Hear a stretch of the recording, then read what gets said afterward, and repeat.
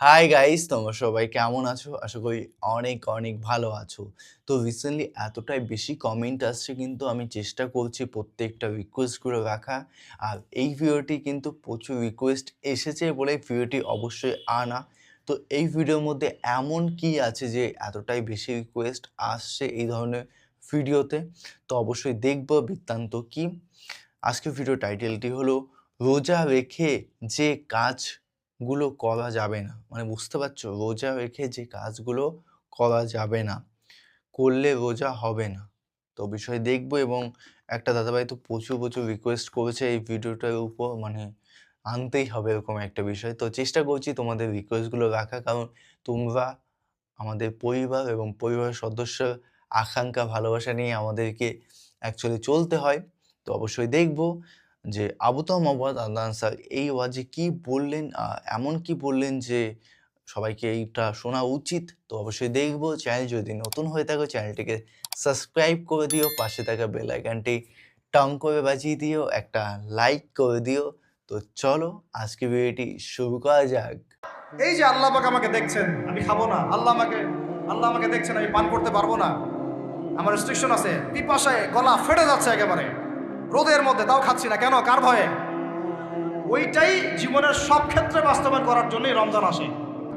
হাদিসের মধ্যে নবীজি বলেছেন যে যে ব্যক্তি রোজা রেখে অন্যায় কাজ ছাড়তে পারলো না, মানে আল্লাহর মাআসিয়াত ছাড়তে পারলো না, এই যে কাবায়ের ফাওয়াহিশ এগুলো ছাড়তে পারলো না, অশ্লীলতা ছাড়তে পারলো না, মিথ্যা ছাড়তে পারলো না, বেহায়াপনা ছাড়তে পারলো না, তার না খেয়ে থাকায়, পানি না পান করায় আল্লাহর কিচ্ছু যায় আসে না।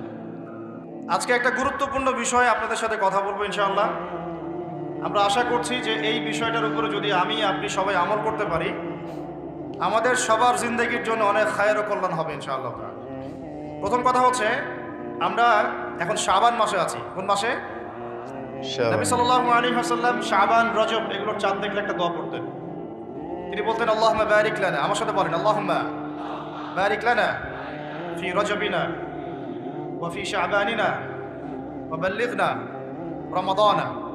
অর্থ হচ্ছে, হে আল্লাহ, আপনি আমাদের রজব মাসে বরকত দিন এবং শাবান মাসে বরকত দিন এবং আমাদেরকে রমাদানে পৌঁছে দিন। সুবহানাল্লাহ। মুমিনের জীবনে যতগুলো ইবাদতের মৌসুম আছে, তার মধ্যে সবচেয়ে শ্রেষ্ঠ মৌসুম হচ্ছে রমাদান। সবচেয়ে শ্রেষ্ঠ মৌসুম কি?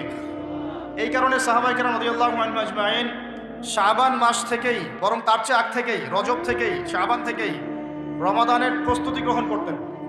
কি করতেন? কোন মাসের?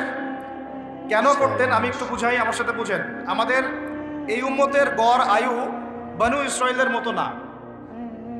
আমরা কি 500, 600, 1000 বছর বাঁচবো? না। গড় আয়ু এই উম্মতের কম। এই কারণে আল্লাহ রাব্বুল আলামিন আমাদেরকে এই ইবাদত করার জন্যে অল্প সময়ে অল্প ইবাদতে যেন আমরা বেশি বেশি নেকি পাই, ফজিলত অর্জন করতে পারি, এই কারণে আল্লাহ রাব্বুল আলামিন আমাদেরকে কিছু মৌসুম দিয়েছেন, ইবাদতের কি মৌসুম। আর আল্লাহ পাক আমাদেরকে পাঠিয়েছেনই পৃথিবীতে তার ইবাদত করার জন্য। যেমন আল্লাহ পাক কি বলেছেন সূরা জারিয়াতের 56 নম্বর আয়াতে আল্লাহ পাক বলেছেন যে ওয়ামা খালাকতুল জিন্না ওয়াল ইনসা ইল্লা লিয়াবুদুন, আমি জিন জাতি আর মানব জাতিকে শুধুমাত্র আমার ইবাদত করার জন্যই সৃষ্টি করেছি। তাই না? আমাদের দুনিয়াতে আসার অন্য কোনো কারণ আছে? না। এখন আল্লাহ পাকের ইবাদত কি সবাই সমান করতে পারবে? উত্তর হচ্ছে না। আল্লাহ পাক বলেছেন সূরা মুলকের মধ্যে গিয়ে বলছেন 2 নম্বর আয়াতে, আল্লাযী খালাকাল মাউতা ওয়াল হায়াতা লিয়াবলুয়াকুম আইয়ুকুম আহসানু আমালা। আমরা সবাই এটা তো পড়ি। রাতের বেলা সূরা মুলক পড়েন, কে কে হাত তোলেন? মাশাআল্লাহ, হাত নামান। ফজিলত, রাতের বেলা সূরা মুলক পড়ে ঘুমালে ইনশাআল্লাহ এই চর্চা, এই অভ্যাস, এই সুন্নতের উপর আমল করতে থাকলে আল্লাহ চান তো এই আমলের ওসিলায় আল্লাহ পাক তাকে কবরের আযাব থেকে মুক্ত রাখবেন। সূরা মুলকের এই 2 নম্বর আয়াতে আল্লাহ পাক বলেছেন যে তিনি সেই আল্লাহ যিনি মৃত্যু সৃষ্টি করেছেন, জীবন সৃষ্টি করেছেন। কেন দুনিয়াতে পাঠিয়েছেন? কেন? লিয়াবলুয়াকুম আইয়ুকুম আহসানু আমালা। তিনি দেখতে চান তোমাদের মধ্যে আমলে শ্রেষ্ঠ কে। কি দেখতে চান?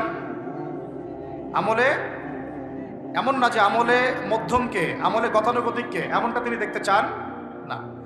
ক্লাসে যে ফার্স্ট হয় তার পড়াশোনা, তার পরিশ্রম, আর যে লাস্ট হয় তার পরিশ্রম কি সেম? যে টেনে টেনে পাস করে তার পরিশ্রম কি সেম? তাহলে আমরা বুঝলাম, যদি আমাদেরকে ফার্স্ট হতে হয়, সেকেন্ড হতে হয়, থার্ড হতে হয়, টপ 10-এ থাকতে হয়, তাহলে আমাদের পরিশ্রমটাও কি করতে হবে? বেশি করতে হবে। সহজ জিনিস। আল্লাহ পাক এই জন্য আমাদেরকে পৃথিবীতে পাঠিয়েছেন। আল্লাহ পাক দেখতে চান না কে জুমার নামাজ পড়ে, কে শুধু ঈদের নামাজ পড়ে, কে শুধু নামাজও পড়ে আবার সুদও খায়, ঠিক আছে, কে আবার নামাজও পড়ে আবার মাদকও খায়, কে এদিকে ইসলামের জন্য মাহফিলের মধ্যে পরিশ্রম করতেছে আবার ওইদিকে মেয়ের সাথে জেনাও করে। আল্লাহ পাক এগুলো দেখতে চান না। আল্লাহ পাক দেখতে চান আমলের মধ্যে শ্রেষ্ঠ কে, কে সবচেয়ে ভালো। তো সবচেয়ে ভালো হতে হলে কি ফর্মুলা? পরিশ্রম বেশি করতে হবে, তাই না?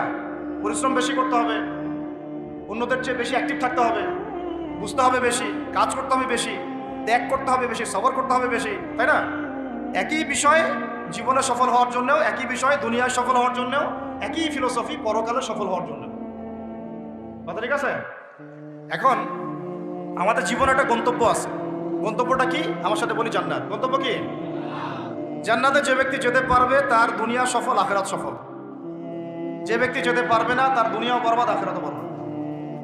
দুনিয়াতে নাম, যশ, খ্যাতি, টাকা, সম্পদ, পদ, রাষ্ট্রীয় ক্ষমতা ইত্যাদি থাকতে পারে, যদি সে ব্যক্তি পরকালে পুলসিরাত পার হতে না পারে সে সফল নয়, সে সফল নয়। কথা ঠিক আছে? এখন মনে করেন পৃথিবীর সবচেয়ে প্রতাপশালী একজন মানুষ ছিল ফেরাউন। কি নাম ছিল? সে কি পরকালে সফল? ফেরাউনের একার যে পরিমাণ পলিটিক্যাল পাওয়ার ছিল, এখন এই জাতিসংঘেরও সেই পলিটিক্যাল পাওয়ার নাই। বুঝতে পারেন কথা কি? এখন কি সে সফল? কেন সফল না? কারণ দুনিয়ার জীবনে সে আল্লাহর হুকুম মানে নাই, এই পরীক্ষায় সে ফেল করছে। একই বিষয় এখানে অনেকের অনেক বড় বড় সম্পত্তি থাকতে পারে, ক্ষমতা থাকতে পারে, ঈমান, আমল এবং ইসলাম ঠিক না থাকে, সে দুনিয়াতেও সফল না, পরকালেও সফল। ফালা ইয়াগুররান্নাকা তাকাল্লুবুল্লাযীনা কাফারু ফিল বিলাদ। আল্লাহ পাক বলেছেন কাফেরদের এই দৌরত্ব, আধিপত্য তোমাদেরকে যেন প্রতারিত না করে। সাল্লাল্লাহু আলাইহি ওয়াসাল্লাম। এখন কারুনের কথা আপনারা জানেন, কারুনের সম্পদ বেশি না আমাদের সম্পদ বেশি? বলেন। কারুনের সম্পদ বহন করার জন্যে একটা দল, মানে একটা গ্রুপ, এই ধরেন ভলেন্টিয়ারদের একটা গ্রুপ আছে, এখানে 100 জন ধরেন, একটা গ্রুপ অফ পিপল কারুনের সম্পদ রাখার চাবিগুলো পিঠের মধ্যে করে নিয়ে ঘুরে বেড়াইত। তার সিন্ধুকের তালা, সিন্ধুকের যে তালা, ওটা চাবি, এই চাবিটা নিয়ে, এই চাবিগুলো নিয়ে ঘুরে বেড়াইতো একটা দল মানুষ, একদল মানুষ। তাহলে সম্পদ বুঝতে পারেন কত বেশি? ওর বেশি সম্পদ না আমাদের বেশি সম্পদ? কার বেশি সম্পদ? তাহলে এখন কারুন কি পরকালে সফল? তাহলে আলটিমেটলি কি সে সফল হতে পারলো? বুঝতে পারছেন কথা? তাহলে সফলতার সংজ্ঞা কি? সাফল্যের সংজ্ঞা কি? What is the definition of success? সাকসেসের সংজ্ঞা কি? ডেফিনেশন কি? যে ব্যক্তি পরকালে সফল হবে, জান্নাতে যেতে পারবে, নবীর সুপারিশ পাবে, হাউজে কাউসারের পানি পাবে, আল্লাহ পাক তাকে মাফ করে দিবেন, জান্নাতে ঢুকবে, জাহান্নাম থেকে বাঁচবে, একমাত্র সে সফল, আর কেউ সফল না। এই জন্য আল্লাহ রাব্বুল আলামিন আমাদেরকে দুনিয়া পাঠিয়েছেন। আর আমাদের যেহেতু বনু ইসরাইলের মধ্যে এত লম্বা হায়াত নাই, এই কারণে আল্লাহ রাব্বুল আলামিন আমাদেরকে আমলের, ইবাদতের কিছু মৌসুম দিয়েছেন। কি দিয়েছেন? মৌসুম। যেমন লাইলাতুল কদর, এক রাতের ইবাদত আপনার 1000 মাসের যুদ্ধ। আপনারা তো সূরাটা জানেন, ইন্না আনজালনাহু ফি লাইলাতুল কদর ওয়া মা আদরাকা মা লাইলাতুল কদর। লাইলাতুল কদরি খায়রুম মিন আলফি শাহর। লাইলাতুল কদর খায়রুম উত্তম মিন আলফি শাহর, 1000 মাসের চেয়ে। এটা ক্যালকুলেটর দিয়ে 12 দিয়ে ভাগ করার দরকার নাই। আল্লাহ পাকের, আল্লাহ রাব্বুল আলামিন যখন এই ধরনের কোনো শব্দ বলেন, এর মানে হচ্ছে অফুরন্ত নেকি দেওয়া। অফুরন্ত মানে এমন না যে 83 বছর এত মাস, এই ক্যালকুলেট করার দরকার নাই। এটা অনেকে করেন। যেমন একটা হাদিসে আসছে, নবী সাল্লাল্লাহু আলাইহি ওয়াসাল্লাম বলেছেন, এই উম্মত ভাগ হবে 73 দলে, বনু ইসরাইল ভাগ হয়েছিল 72 দলে। হাদিস জানেন না? কুল্লুহুম ফিন্নার, সবগুলো জাহান্নামে যাবে, ইল্লা মিল্লাতান ওয়াহিদা, একটা মিল্লাত বাদ দিয়ে। তিলা বলা হচ্ছে, মান হিয়া ইয়া রাসূলুল্লাহ, ইয়া আল্লাহর রাসূল বলেন সাল্লাল্লাহু আলাইহি ওয়াসাল্লাম, তারা কারা? নবীজি বলছেন সাল্লাল্লাহু আলাইহি ওয়াসাল্লাম, মান আলাইহি ওয়া আসহাবি আল ইয়াউমা, আজকের দিনে আমি আর আমার সাহাবীরা যার উপরে আছে। আর ওই 1400 বছর আগে আমি আর আমার সাহাবীরা যার উপরে আছে, আমি আর আমার সাহাবীরা যার উপরে আছি, মানে সাহাবীরা হচ্ছে মানদণ্ড। সাহাবীদের আমল, তাদের আকীদা, তাদের মানহাজ, তাদের মাযহাব, তাদের বুঝ, এগুলোকে ডিঙিয়ে আমার সামনে যাওয়া যাবে না। বুঝতে পারতেছি কিনা? মূল টপিকটা কি বললাম ভাই? আল্লাহ পাক আমাদেরকে এই দুনিয়াতে পাঠিয়েছেন তার ইবাদত করার জন্য। ইবাদতের জন্য কিছু মৌসুম দিয়েছেন। তার মধ্যে অন্যতম একটা হচ্ছে রমাদান মাস। যেমন আমি এক্সাম্পল দিচ্ছিলাম, লাইলাতুল কদর খায়রুম মিন আলফি শাহর, 1000 মাসের চেয়ে কি উত্তম। একটা হাদিস বলছিলাম যে এগুলা, এই ধরনের শব্দগুলো যেটা বলা হয় যে আমরা ভাগ হয়ে যাব 73 দলে, বনু ইসরাইল ভাগ হয়েছিল 72 দলে, এর মানে এক্স্যাক্টলি 72, এক্স্যাক্টলি 73 না। বাংলাদেশে আপনি 100টার বেশি ইসলামিক দল পাবেন, পাবেন না?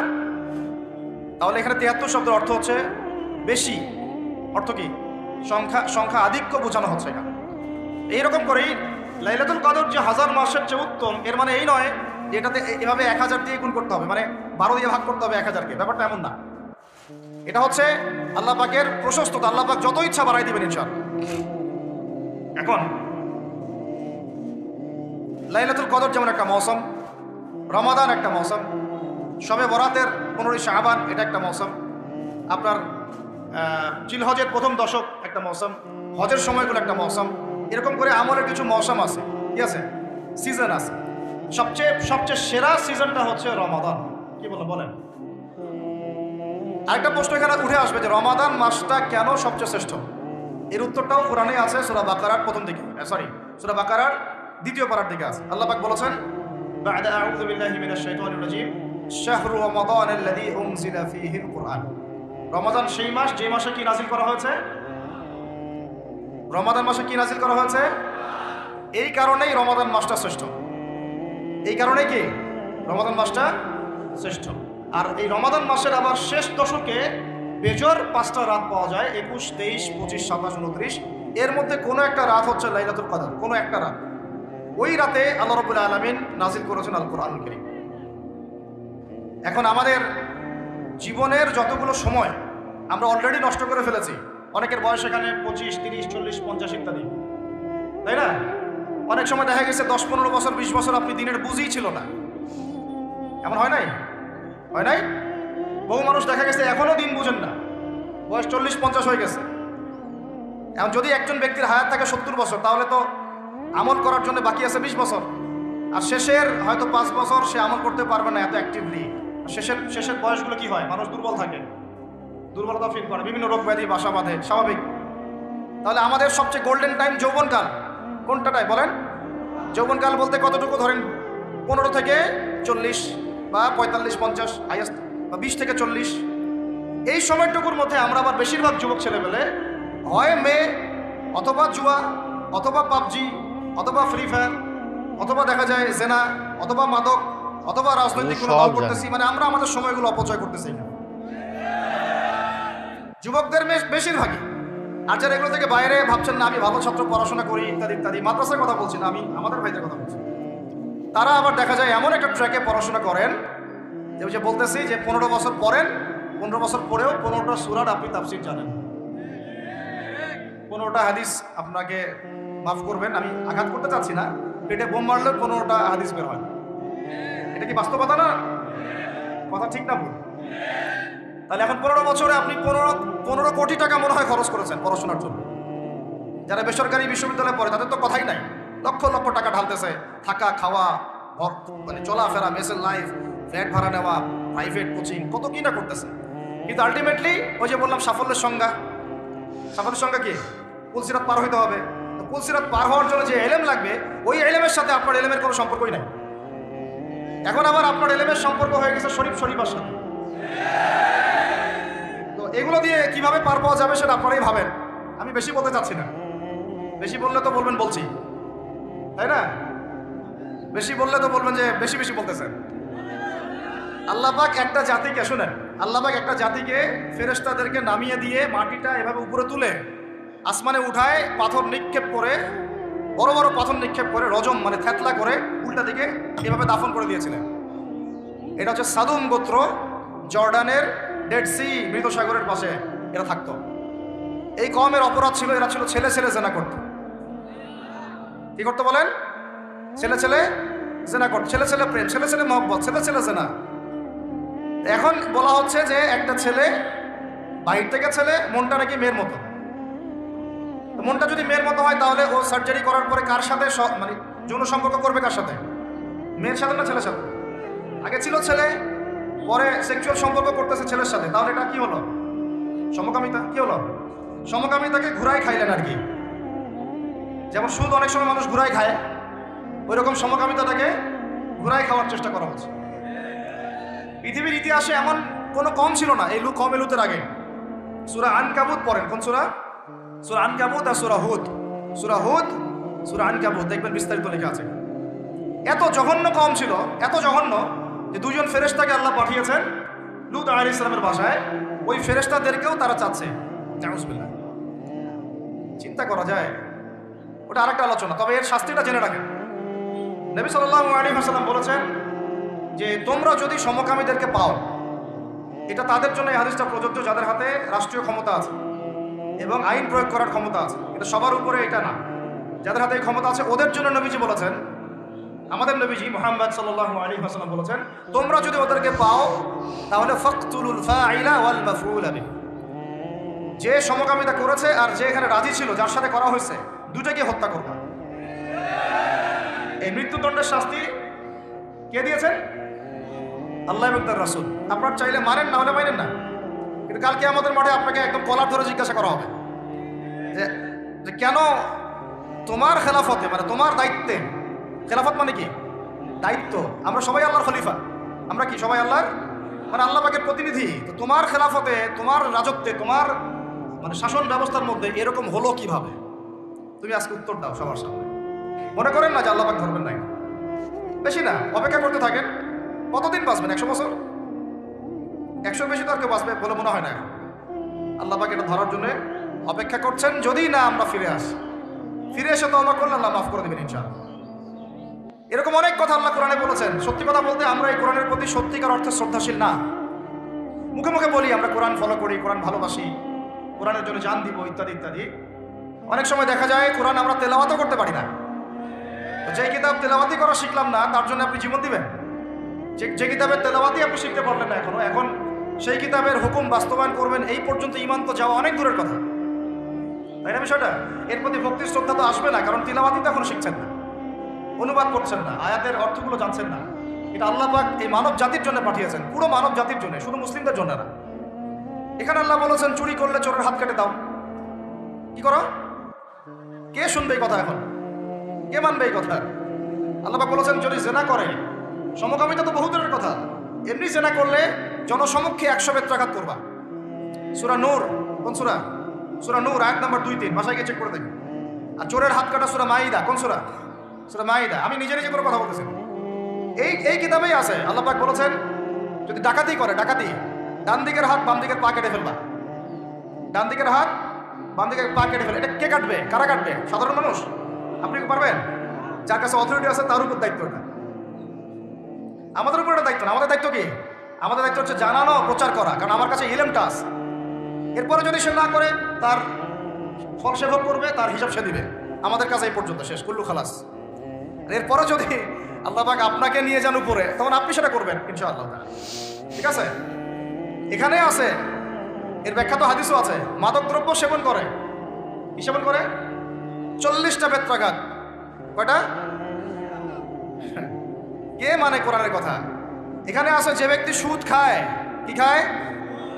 আরো আসতে বলেন। যে ব্যক্তি সুদ খায় সে যেন আল্লাহর সাথে যুদ্ধ করে, নবীর সাথে যুদ্ধ করে।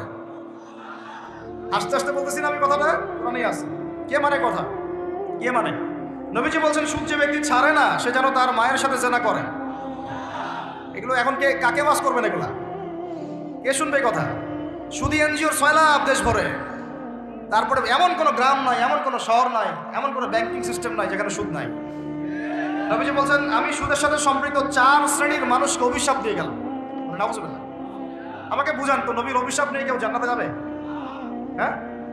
নবী কাউকে সাল্লাল্লাহু আলাইহি ওয়াসাল্লাম যদি কাউকে অভিশাপ দেন, ও জান্নাতে যেতে পারবে? এত সহজ? নবীজি বলছেন যে সুদ খায় আমি তাকে অভিশাপ দিলাম, যে সুদ দেয় আমি তাকে অভিশাপ দিচ্ছি। যে সুদ খায়ও না, দেয়ও না, কিন্তু সাক্ষী থাকে, কি থাকে, আমি তাকে অভিশাপ দিচ্ছি। আর যে ব্যক্তি সাক্ষীও থাকে না কিন্তু লিখে রাখে, আমি তাকেও। বলেন তো এর মধ্যে পড়লো কিনা? পুরো সিস্টেমটা পড়ে নাই? আরো আছে এই যে মেয়েরা কি শুনতে পারতেছে? যেসব মেয়েরা পুরুষের পোশাক পরে, যেসব মেয়েরা পুরুষের পোশাক পরে, ট্রান্সজেন্ডার তো বহু দূরের কথা। ট্রান্সজেন্ডার মানে তো লিঙ্গ পরিবর্তন করতেছে, তাই না? ওর মনটা নাকি মেয়ে মেয়ে করে, মনটা নাকি ছেলে ছেলে করে। যাদের মনটা মেয়ে মেয়ে করে ওরা না হয় পুরুষাঙ্গ কাটে ফেলাই দিল, আর যাদের মনটা ছেলে ছেলে করে ওরা কি করবে? আর চিন্তা করেন জাহেলিয়াতের কোন জায়গাটাতে আসছে চিন্তা করছেন? আমি এমনি এমনি বলি না, এটা আবু জাহেলের যুগ। কার যুগ? শোনেন, আবু জাহেলের যুগে এরকম জেনা বেশি ছিল, পর্নোগ্রাফি তখন ছিল না, ব্যভিচার বেশি ছিল, জুয়া বেশি ছিল, মাদক বেশি ছিল, গোত্রীয় হানাহানি মারামারি ছিল, শিরক ছিল, সুদ ছিল। এই যুগের নাম হলো আইয়ামে জাহিলিয়া। ওই যুগটা হচ্ছে আবু জাহেলের যুগ। এখন এগুলোর কোনটা নাই? এখন আমাদের সমাজের কথা বাদ দেন, পুরো বিশ্বের দিকে তাকান, পুরো বিশ্বের দিকে বড় করে চিন্তা করেন, বিশ্বের মধ্যে এগুলোতে ভর্তি না এখন? এটা হচ্ছে এগিয়ে যাওয়ার বিশ্ব বলে। আগাচ্ছে এরা কিয়ামতের দিকে। কোন দিকে? ধ্বংসের দিকে, কিয়ামতের দিকে, যদি না ফিরে আসে, যদি না ফিরে আসে। আল্লাহ পাক বলেছেন, ফাযাক্কির, তুমি উপদেশ দাও, ইন নাফআতিয যিকরা, যদি উপদেশ কাজে আসে, সায়াযাক্কারু মান ইয়াখশা, যে আল্লাহকে ভয় করে দ্রুত ফিরে আসবে ইনশাআল্লাহ।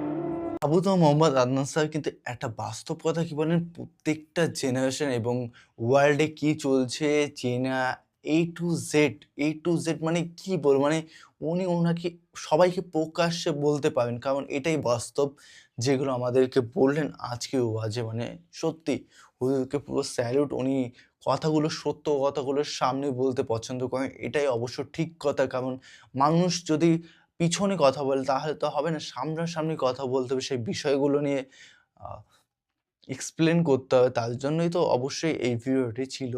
সত্যিই খুবই সুন্দর ছিল ওয়াজটি, এবং আবু তমাবাত আদনান স্যার দারুণ ছিল, দারুণ। উনার কথাবার্তাগুলো এত সুন্দর। উনি ইয়ং জেনারেশন মানে যেকোনো জেনারেশনকে এত সুন্দরভাবে ফুটিয়ে তোলেন, দারুণ লাগে। তো তোমাদের কেমন লাগলো অবশ্যই কমেন্টে কমেন্ট করে জানাও, এবং কী ধরনের ভিডিও রিঅ্যাকশন চাই সেটাও কমেন্টে কমেন্ট করে জানিয়ে দিও। তো চলো guys, bye bye, take care.